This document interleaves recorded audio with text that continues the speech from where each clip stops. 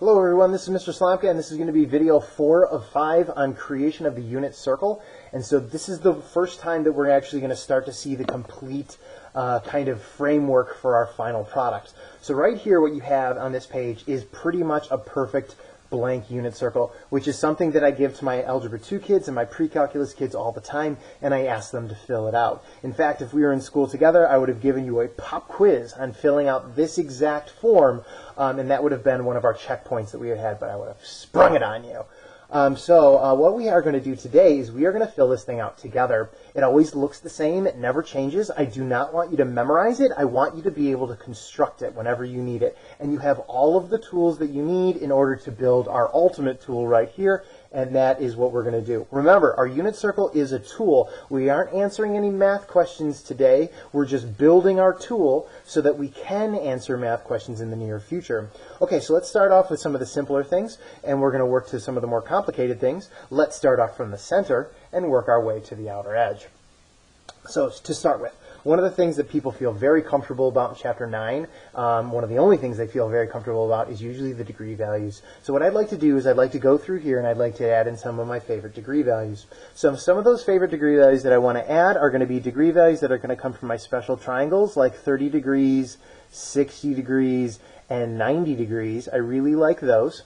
But that's only one of our two special triangles, so we also have a 45-degree special triangle as well, and so some of those values are going to show up as well. So we want to make sure that both of those pieces, both of those sets of information from both triangles end up on the same circle.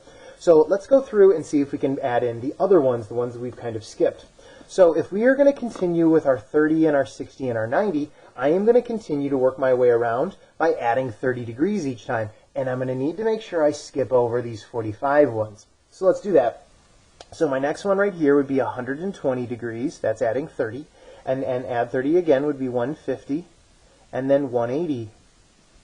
Then we're going to get up to 210. And 240. And 270. Take a look how I've skipped over the middle line each time, because that is actually going to be a representation of our 45-degree angle. So we don't want to use that one right now. I'm going to continue to add 30 degrees each time, which is going to bring me up to 300, 330, and then lastly 360. There we go. Okay, so that's pretty good. Let's see if we can continue. So now we skipped over some of these ones right in here, and so I want to go in and I want to fill those in. And the reason why we skip those is because those are going to come from our second triangle, which is the 45, 45, 90. So for my 45, 45, 90, what I want to do is I want to add 45 each time. So 0 to 45, 45 to 90, and then 90, I'm going to add 45 onto that, which is going to get me to 135. I want you to notice how the 135 nestles very nicely between the smaller 120 and the bigger 150. It's perfect. Same thing kind of here. I'm going to go from 135 to 180, and then I want to add another 45 to it, which is going to get me to 225. 225, once again, fits in very nicely between the 210 and the 240. Add 45 to get to 270, and then add 45 again to get to 315. Okay, so now what we've done is we've added in every single degree value that this circle is going to include. So that covers all of the special triangle values and then all of their kind of extended relatives. So that's fantastic and wonderful. Let's move on to radian values now. So in the last video, video number 3, we had learned great tricks for the radians. And so now that becomes a bit more complicated because now you have both tricks laying on the exact same circle. Last time I had split it up between two separate circles, which makes things a little bit more easy because you can just focus on what's there. This time, once again, just like we did with our degree values, you're going to need to do some skipping. So remember that when you're talking about 30s and 60s, these are smaller slices of pizza, and there's 6 of them to get over here to 180. So that means we're going to be counting by pi over 6s. My first one right here for 30 degrees is pi over 6. And my second one for 60 degrees is 2 pi over 6, but I reduced that one to pi over 3. Then this guy right here would be 3 pi over 6, and that one gets reduced down to pi over 2. If I'm going too quickly right here, you might need to go back and visit video number 3, where I went a little bit more in depth as to how these radian values showed up.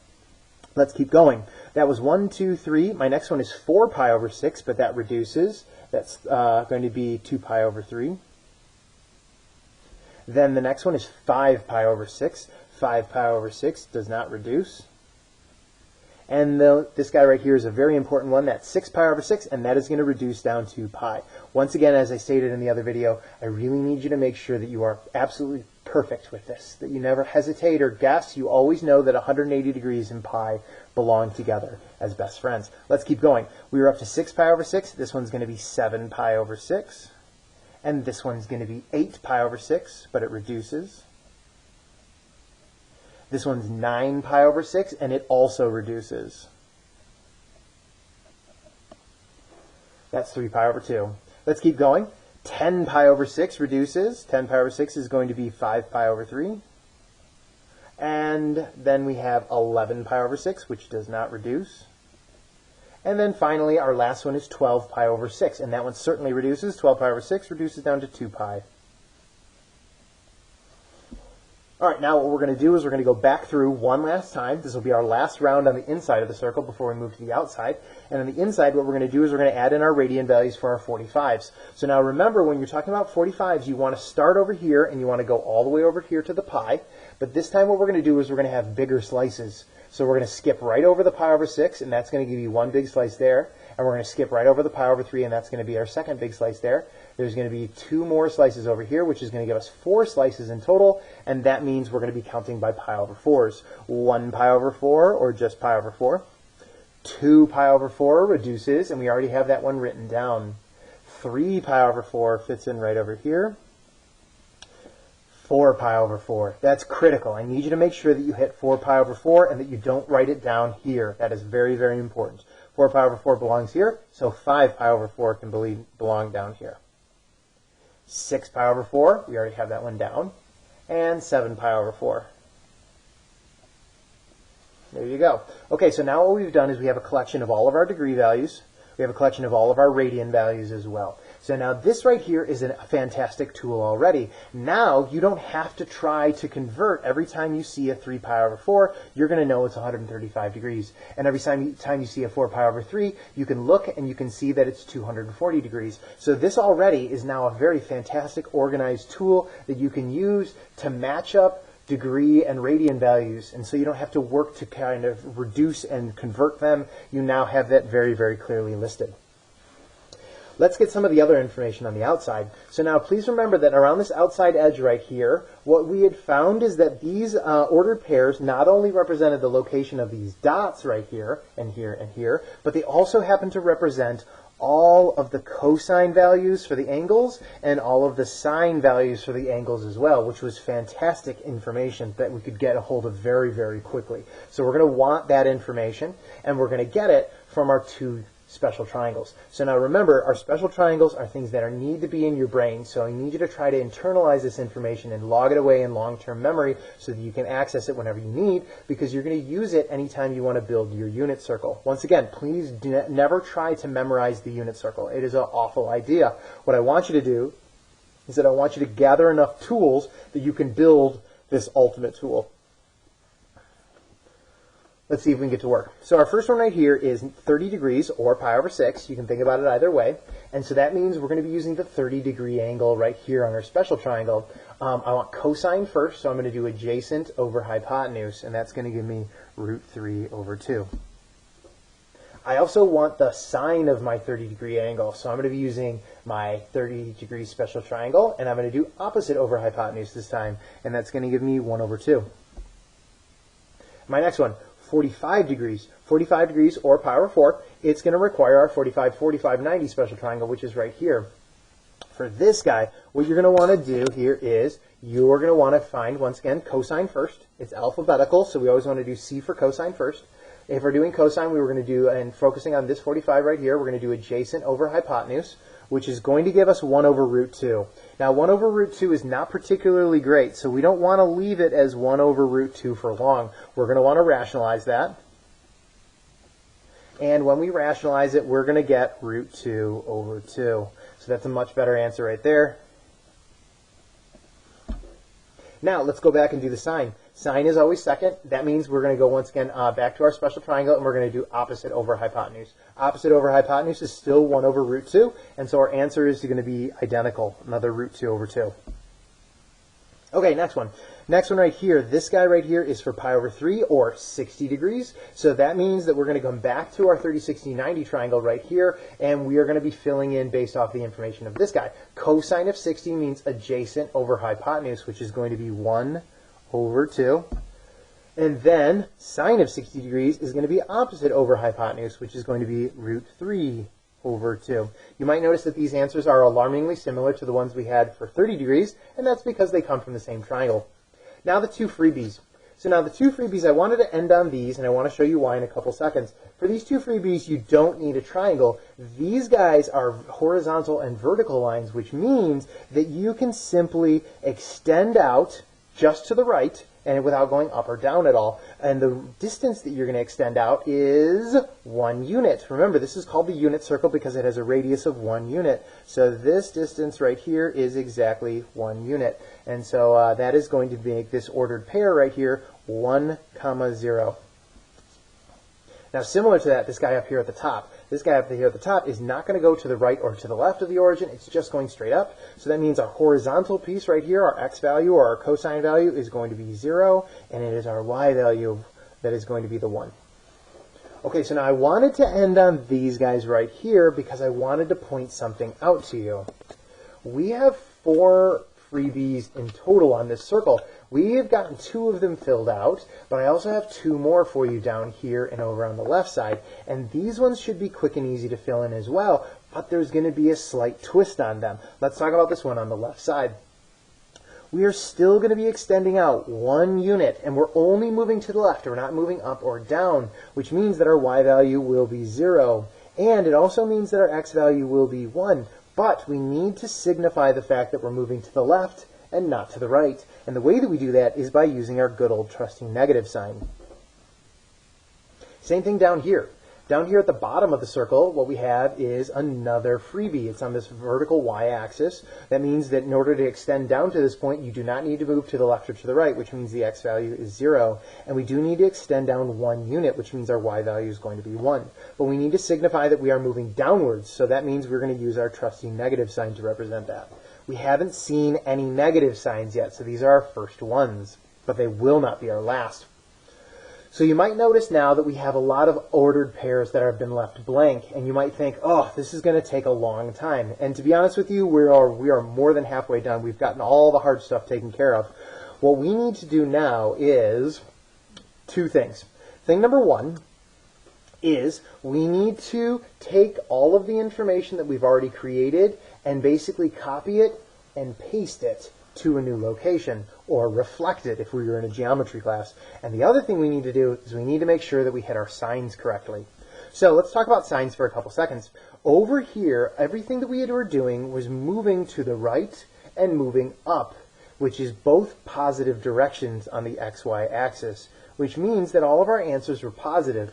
But now, as we saw down here, negatives do exist, and so we need to make sure that anytime we move to the left or anytime we move down, we are going to include some extra negatives. So let's talk about this. In this whole region of the circle right over here where we have our leftover blanks, it is going to require us to move to the left each time. And as we saw, that's going to reduce or create a negative. So all of our x values here are going to all be negatives. So you could even actually list in your negatives right off the bat right now. Now you're also going to need to move up to get to these points right here, and that is a positive movement. So you don't want to add any negatives to your y values at all. Let's talk about down here. In this section of the circle right here, you're going to move to the left once again, which is a negative movement. So feel free to put your negatives in for all of your x's if you would like. But the other thing that we're going to do here is we're not only going to move to the left, we're also going to move down to get to these points right here. In order to move down like that, we're also going to need another negative to signify that. So that means these ones are going to have negative x values, and they're also going to have negative y values. Lastly, our very final quadrant right down over here. To get to these points right here, you're going to have to move to the right, and then you're going to have to move down. Moving to the right, as we saw, is a positive movement, so that is going to be a positive x value. But moving down is negative, so that means our y values are going to be negative. And so if you wanted to, once again, you could fill in some negative signs for your y values. I want you to notice that the signs for each of your 4 quadrants are different each time. So you've got positive, positive, you've got negative, positive, you've got negative, negative, and you've also got positive, negative. And it is very important that you know which of these is which. Don't memorize this. If you know the ways that you're supposed to move to get to the points, it is extremely logical and efficient, and you will never get your signs wrong. So don't try to memorize these pieces of information. I want you to just understand the structure of the circle. Let's continue with that idea. Because all of these angles that we are talking about with these gaps right here are all based off of the angles that we've already created, that means that you don't need to come up with new ordered pairs. You're going to be traveling the same distances. That is easiest to understand with the 45s. So let's take a look at this 45 right here. Our ordered pair was root 2 over 2 and root 2 over 2. Same thing over here with 135. That one is also going to use the exact same root 2 over 2. When the amount that we move to the right and up is the same that we're going to move to the left and up to get to this new point right here. So the numbers will be the same. That's going to be true for 225 as well. 225 is going to have a couple of root 2 over 2s. And same thing for 315. That one's going to be based off of root 2 over 2. So all of that information is now copied through. I don't have to come up with anything new. It's not unique. It is just very much the same information over and over and over again. Let's take that a little bit further. Let's do 30 degrees. 30 degrees right here is going to be root 3 over 2 and then 1/2. If I flip over the y-axis over here to 5 pi over 6 or 150, that is going to be the exact same amount of movement. I had to move a lot to the right, but only a little bit up. Now I'm moving a lot to the left and only a little bit up. Let's take these pieces of information and reflect them down over the x-axis. So I want you to notice that what we're going to do is we're going to reflect from something that's close to the x-axis to something that's close to the x-axis. So now what we're doing is we're talking about 7 pi over 6 and 11 pi over 6, or 210 degrees and 330 degrees. That is going to be root 3 over 2 first and 1/2 second, root 3 over 2 first and 1/2 second. Final ones. So now for our final ones that we're going to do is let's talk about 60 degrees or pi over 3. 60 degrees is going to be 1/2 and then root 3 over 2. You only have to move over a little bit, and then you have to move up a lot. And so the same kind of thing is true over here for 120 degrees. You move over a little, only 1/2, but you move up a lot, which is going to be root 3 over 2. We already filled in our signs, so we don't have to worry about getting our signs incorrect. Let's take that down. So now what I'm going to do is I'm going to take these two values that I just filled in, and I'm going to reflect both of them down over the x-axis. And I want you to notice that these are some of the points that are highest up on our circle. They're towards the very top, and when they reflect, they're going to reflect down to the very lowest points. So that is an important fact right there. You need to make sure that they reflect all the way down to the bottom. And just like before, it is going to be 1/2 first and root 3 over 2 second. It is going to be 1/2 first and root 3 over 2 second. Fantastic. You now have a complete unit circle. This unit circle gives you so much information. It makes connections between degree values and radian values. It can give you information about a cosine or a sine value for any degree or any radian value that shows up on the circle. So this is a wealth of information that you can use, and you can now throw your calculator in the garbage because you don't need it anymore. Anything that you need, you will get from here. The batteries will never run out. It will always be there for you, and it will always work. Do not memorize it, construct it. I have one more video, and in that video I'm going to show you some pro tips to help you speed up your unit circle constructions.